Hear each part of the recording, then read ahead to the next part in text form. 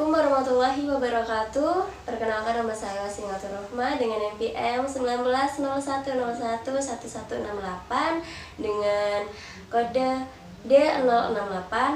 Baik, jadi di sini saya akan menjawab pertanyaan ujian tengah semester mata kuliah Al-Quran Hadis dan pembelajarannya. Oke, baik. Pertanyaan pertama.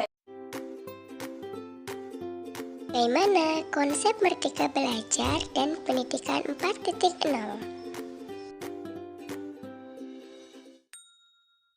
Konsep Merdeka Belajar sangatlah berbeda dengan kurikulum yang pernah ada dan digunakan oleh pendidikan formal di Indonesia. Konsep pendidikan baru ini sangat memperhitungkan kemampuan dan keunikan kognitif individu para siswa.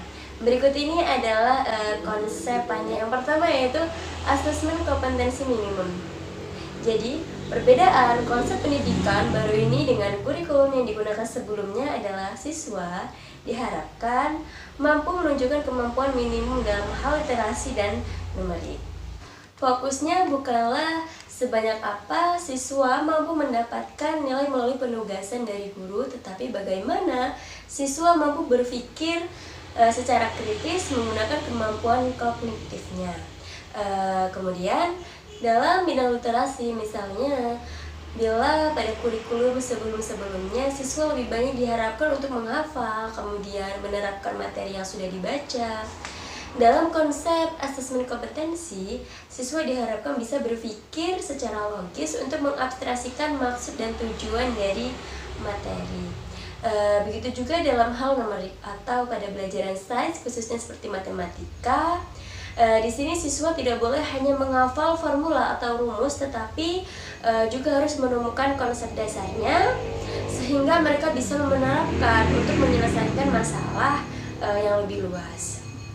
Kemudian kedua yaitu survei karakter.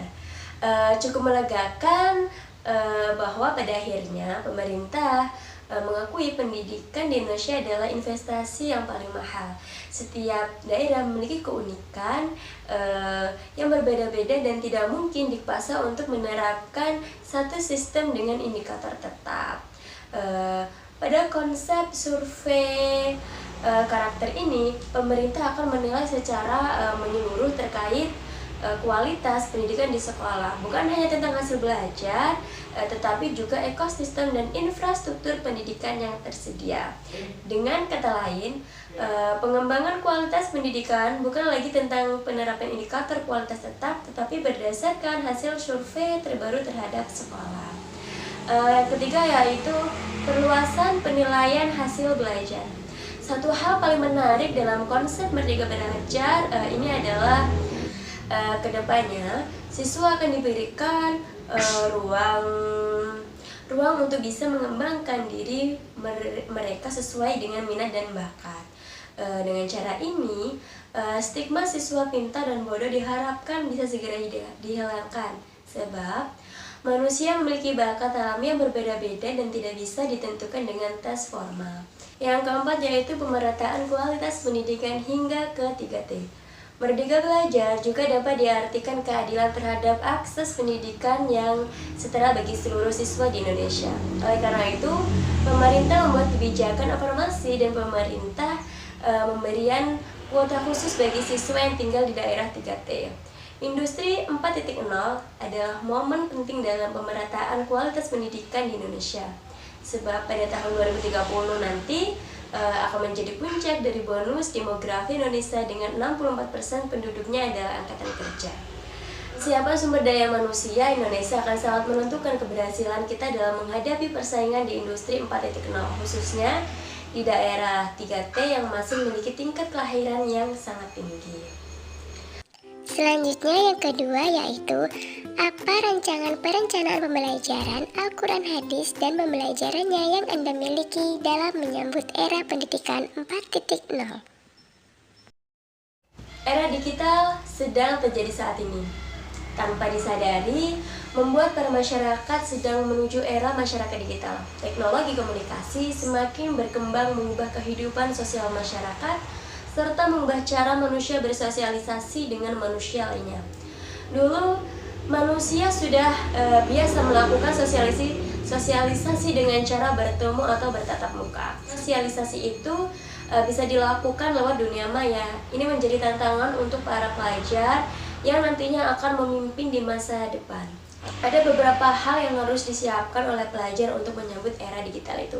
Yang pertama yaitu memiliki sifat profesional.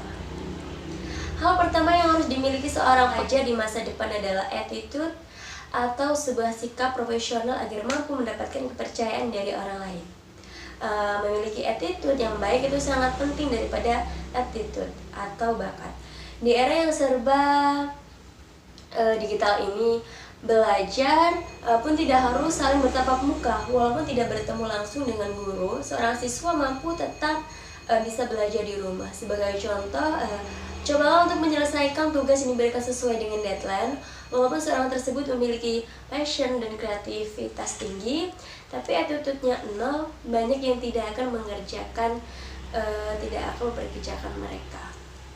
Kemudian yang kedua yaitu perluas pergaulan. Memiliki networking yang luas merupakan suatu hal yang wajib di masa depan. Dengan memiliki network yang luas, kamu akan membuka kesempatan yang lebar. Dunia itu sangat luas dan kamu harus bergaul dengan banyak orang yang berhubungan dengan profesi yang kita tekuni. Jangan batasi pergaulan. Contohnya nih, seorang animator memiliki ide yang bagus untuk dibuat menjadi sebuah animasi. Namun mungkin ide itu sulit untuk terwujud karena keterbatasan diri. Nah, kalau memiliki jaringan yang luas, kamu bisa bertukar pikiran dengan orang lain untuk mengemukakan ide yang tepat. Dengan begitu, ide dari pembuatan film tersebut akan menjadi lebih baik. Kemudian yang ketiga yaitu asahlah kemampuan komunikasi. Kemampuan komunikasi yang baik adalah bekal yang sangat penting bagi para pelajar. Apapun profesinya, sebab tanpa adanya kemampuan komunikasi yang baik, banyak yang akan kesulitan untuk mengutarakan ide yang dimiliki ketika terjun di dunia kerja nanti. Untuk memiliki kemampuan komunikasi yang baik tidak mudah, dan kemampuan komunikasi tersebut bisa dilatih. Tommy juga menjelaskan bahwa itulah sebuah PR bagi sekolah dan guru. Sekolah dan guru harus menciptakan suasana belajar yang dapat melatih komunikasi para siswa. Contohnya yaitu memberikan tugas-tugas yang berhubungan dengan komunikasi para pelajarnya dan membuat mereka saling berinteraksi dan berdiskusi dengan baik. Para sekolah dan guru inilah yang sedang digagas oleh Menteri Pendidikan dan Kebudayaan lewat konsep yang bernama Merdeka Belajar. Oleh karena itu, para guru dan sekolah dituntut untuk dapat menjadi penggerak para pelajar dengan menciptakan pembelajaran inovatif ke dalam kelas sehingga metode belajar di Indonesia tidak hanya mencatat dan menghafal. Selanjutnya yang ketiga, bagaimana strategi pembelajaran Al-Quran Hadis dan pembelajarannya dalam menghadapi tantangan era pendidikan 4.0. Strategi pembelajaran di era digital. Pengaruh dan perkembangannya era teknologi dalam pendidikan dengan begitu derasnya sehingga menuntut guru dan peserta didik untuk lebih aktif di dalam mengikuti perkembangan informasi tersebut. Dengan adanya internet merupakan salah satu bentuk teknologi yang seharusnya dapat memotivasi sekaligus memberikan inspirasi untuk menghasilkan kreasi serta informasi yang bermanfaat. Seiring dengan perjalanan roda-roda kehidupan manusia terus berputar, perkembangan teknologi semakin hari semakin berkembang. Tidak menutup kemungkinan setiap detik teknologi baru muncul dengan kelebihan dan keunggulan yang berbeda satu sama lain, atau mungkin saling melengkapi dan menutupi kekurangan. Mengenai dampak atau pengaruh teknologi dalam dunia pendidikan, dalam hal ini sangat membawa dampak yang begitu positif karena dengan berkembangnya teknologi informasi dunia pendidikan mulai memperlihatkan perubahan yang cukup signifikan. Walaupun di balik kelebihan sesuatu pasti di sana juga ada kelemahannya. Kenyataan saat ini menunjukkan akan ketergantungan masyarakat terhadap teknologi sehingga tak jarang setiap melakukan sesuatu tidak pernah luput dari yang namanya teknologi itu sendiri. Kita dapat mengambil contoh realnya yaitu seperti segala sesuatu kembalinya itu kepada teknologi. Kita jarang sekali melihat belakangan ini seorang pelajar itu membawa buku di setiap aktivitas belajarnya, atau persentase pelajar hampir lebih besar rujukannya adalah internet. Dengan adanya perkembangan teknologi yang kemudian berdampak positif pada sistem regulasi dunia pendidikan, di mana saat ini telah ada e-learning. E-learning merupakan suatu penggunaan teknologi internet dalam penyampaian pembelajaran dalam jangkauan luas dengan landasan berdasarkan 3 kriteria. Di antaranya itu, e-learning merupakan jaringan dengan kemampuan untuk memperbarui, menyampaikan, mendistribusi, dan membagi materi atau informasi dengan sistem pengiriman sampai ke penggunaan terakhir melalui komputer dengan menggunakan teknologi internet yang standar. Di antaranya beberapa strategi pengajaran dalam bentuk e-learning antara lain yaitu learning by doing, incidental learning, learning by reflection, dan case-based learning, learning by exploring.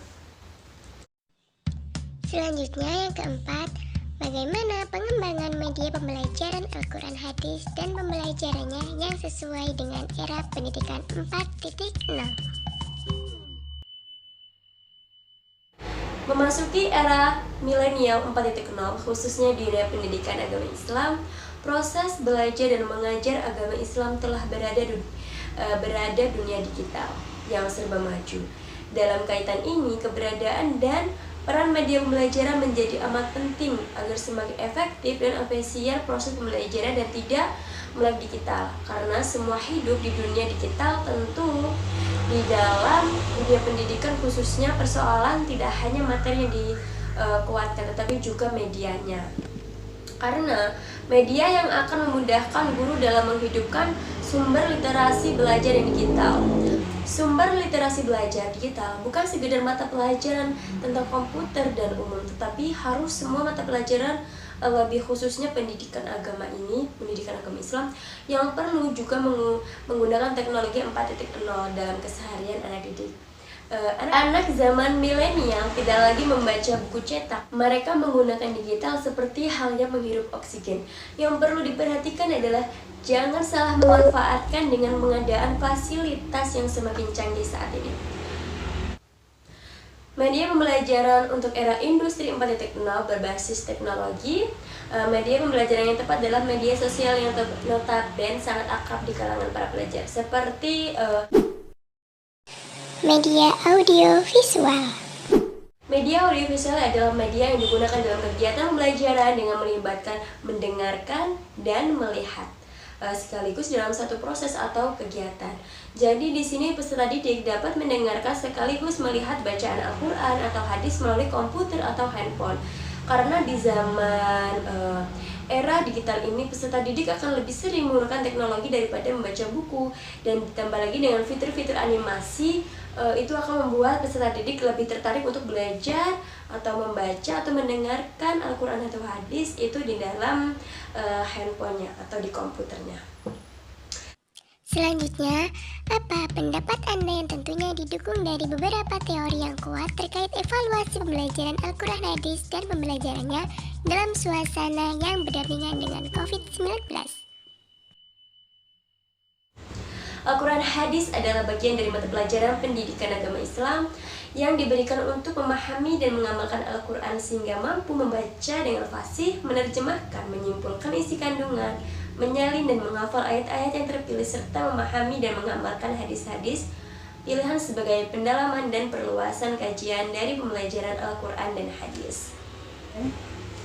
Namun dengan mewabahnya virus corona ini telah menciptakan kebutuhan khusus dalam proses pembelajaran dan perlunya menjaga jarak dalam interaksi sosial atau social distancing, karantina, dan isolasi sehingga setiap individu yang rentan tidak akan terkena virus. Upaya tersebut dilakukan salah satunya dengan tujuan agar sistem perawatan kesehatan tidak kewalahan akibat meningkatnya jumlah pasien yang harus dilayani. Maka saya pun merancang pembelajaran melalui WhatsApp group, Google Form, yang sekiranya memudahkan peserta didik dalam mengikuti proses pembelajaran dan evaluasi.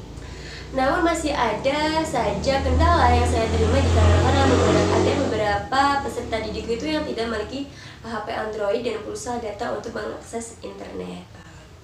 Kemudian dengan anjuran untuk belajar di rumah, ada beberapa hal yang harus dievaluasi, yaitu pertama, peserta didik itu harus mampu untuk membaca Al-Quran dengan baik, dengan fasih sesuai dengan tajwidnya. Kemudian peserta didik mampu untuk menghafal Al-Quran sesuai dengan tajwidnya. Kemudian peserta didik juga harus dapat menulis Al-Quran dengan baik dan benar. Peserta didik juga harus mampu melafalkan dan menghafal Al-Quran sesuai dengan tajwidnya. Begitu pula dengan hadisnya. Peserta didik pun juga harus mampu membaca, menghafalkan, menulis hadis-hadis tersebut. Oke, baik, itu tadi yang dapat saya sampaikan. Mudah-mudahan bermanfaat. Apabila ada kesalahan dalam menyampaikan, saya mohon maaf. Saya akhiri. Wabillahi taufiq wal hidayah. Wassalamualaikum warahmatullahi wabarakatuh. See you.